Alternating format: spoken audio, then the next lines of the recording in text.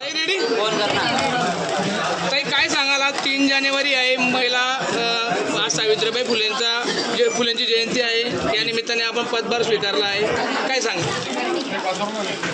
खरं तर आज क्रांतीज्योती सावित्रीबाई फुले यांच्या जयंतीनिमित्त आज हा भाग्याचा दिवस उजळला की त्या निमित्तानं एक महिलेला या जयंतीने एक बळ येतं, एक विचार येतो, एक स्वच्छपणाची भावना येते आणि काम करण्याला बळ मिळतं.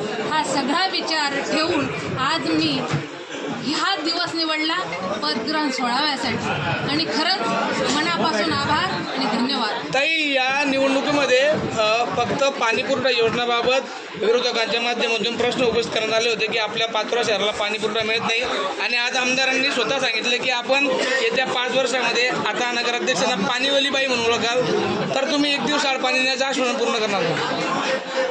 तुम्ही विचारलेल्या प्रश्नाचं मी प्रचाराच्या पहिल्या दिवसापासून हाच मुद्दा घेऊन प्रचारात उतरली होती की माझ्या या शहराला आमदार साहेबांनी पूर्ण विकासमय केलेलं आहे आणि अगदीच छोटेसे कामं शिल्लक राहिलेले आहेत, पण महत्त्वाचा प्रश्न हा पाण्याचा होता आणि मी हे पदग्रहण केलेलं आहे. याला न्याय देण्याचं काम आणि एक नवीन ओळख म्हणून मी या शहराला 1 दिवसाआड नव्हे तर रोजसुद्धा पाणी देण्याचाच माझा मानस असेल आणि या खुर्चीला आणि या पदाला न्याय मी पाण्यासाठीच देणार.